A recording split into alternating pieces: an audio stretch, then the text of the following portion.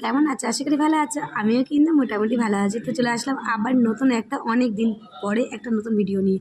তো দেখতেই পাচ্ছ আমি চলে এসেছি আমার দিদির বাড়িতে। আমার দিদির বাড়িতে এসে একদম পুরো মাছ মাংস টাংস নিয়ে সব কিছু নিয়ে চলে এসেছি।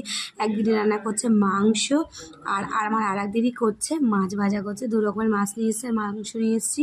তো আমার কেন নিয়ে এসেছি আর কেন এসেছি বুঝতেই পারছো, না বুঝলে। আর ভাতটা করেছে, সরু চালের ভাতটা করেছে, মানে বিরিয়ানি চালের ভাত করেছে।